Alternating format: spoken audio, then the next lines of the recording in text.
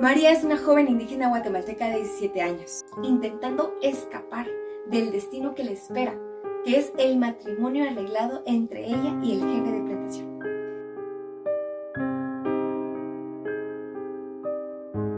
El mensaje trascendental de esta película se nos muestra a través de una metáfora acerca de la vida de María, ya que en un acto simbólico, Juana, que es la mamá de María, se encuentra jalando a un cerdo hacia una jaula, y aunque el cerdo se resiste con todas sus fuerzas, logra vencerlo y lo encierra junto a una hembra de su especie.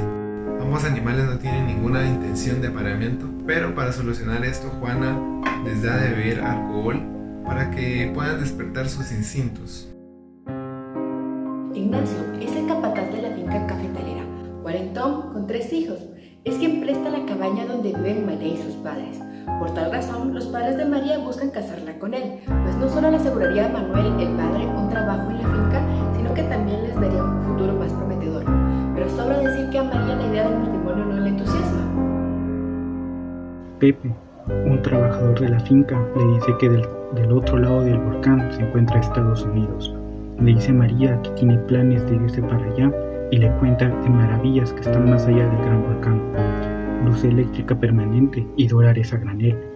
María comienza a soñar también con irse y le pide a Pepe que la lleve con él.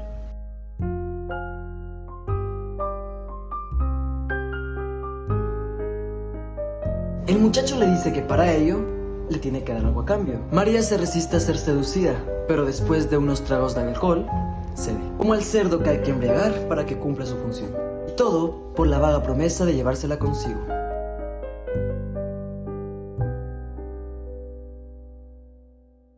María le suplica a Pepe que no eyacule dentro de ella, pero él le miente diciendo que la primera vez no pasa nada.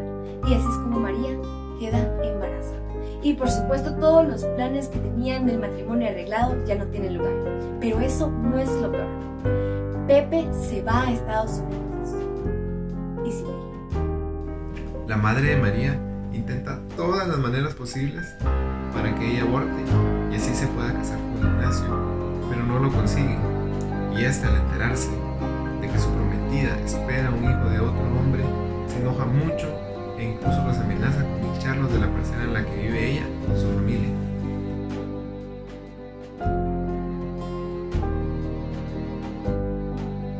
Intentando salvar a su familia del desalojo en la vivienda, María trata de limpiar el terreno infestado de serpientes, pues ella confía en lo que su madre le había dicho, que al llevar la luz de la vida en el vientre, las plagas y los demonios huirán de ella. Así que confiando se adentra en el terreno esperando ahuyentar la plaga, y así poder cultivar en el mismo, con el fin de evitar el desalojo y el despido de su padre. María camina por el lugar, pero una serpiente consigue morderla. De emergencia la llevan a un hospital en la ciudad de Guatemala, que queda lejos a su residencia, y ahí, aunque ella se salva, le indican que el recién nacido ha muerto.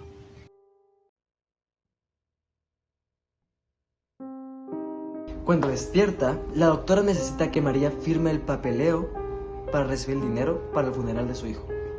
Y con María sin conciencia, toman su mano y colocan su huella en el papel. En el pueblo tiene lugar la ceremonia del entierro de su hijo, pero María no se conforma y tras varios días después desentierra el ataúd donde yacía su hija, pero a horror de ella, cuando lo abre solo mira un ladrillo. María ha sido víctima del robo de su hija. Los empleados del hospital, escondidas, se han puesto de acuerdo con Ignacio, que es el único que habla español, y así han logrado quitarle a la bebé. Pero Ignacio fue un paso más allá, y como si se tratara de un trueque, le ofrece dinero al papá de María, y así es como logran llegar al plan original, que es el casamiento que ya tenían pactado.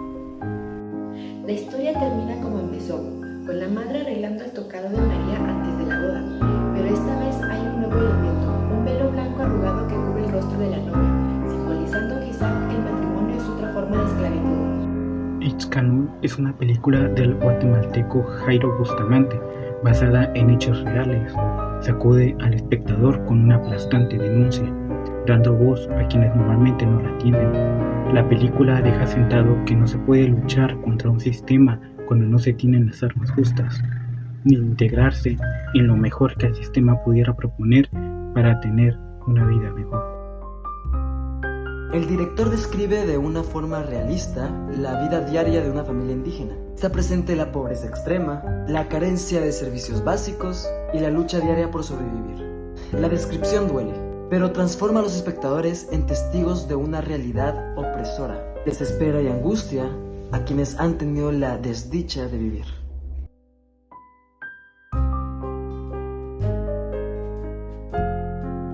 En el ambiente se pueden escuchar en todo momento los cantos de los pájaros, los chillidos de los cerdos, el cacareo de las gallinas y obviamente el viento pasar por las copas de los árboles.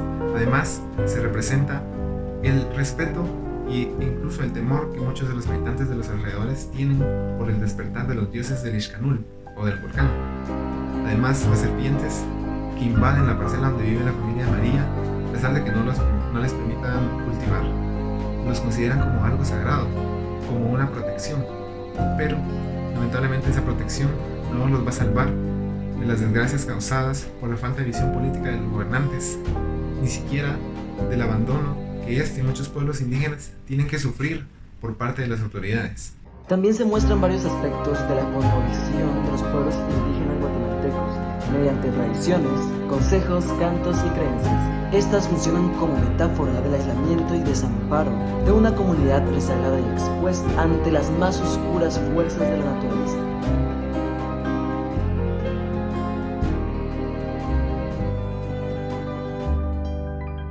Ixcanul es una historia que aborda temas como la discriminación hacia las mujeres desde el momento de su concepción, el aborto, la pobreza extrema, el alcoholismo, el abuso de poder de la autoridad, las condiciones infrahumanas de trabajo, la migración, la traición y el deficiente sistema de salud pública, lo que la cataloga como una historia cruel y trágica, pero también conmovedora.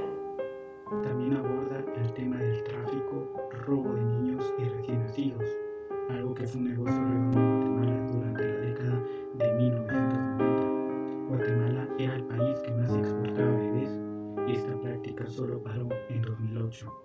Hay mucha gente que no sabe quiénes son sus padres reales y cuál es su origen. Al principio se nos muestra simplemente la manera de vivir, sus costumbres, sus tradiciones del pueblo indígena, pero más adelante da lugar a algo mucho más importante, una denuncia nacional. La manera en que son manipuladas, aprovechándose, entre otras cosas, de la ignorancia del español, de sus creencias particulares y del analfabetismo. Se les miente cuando necesitan que se les traduzca y les hacen firmar documentos importantes sin explicarles realmente de qué se trata. Nos hace entender que esta historia no solo es real, sino que también es trágica.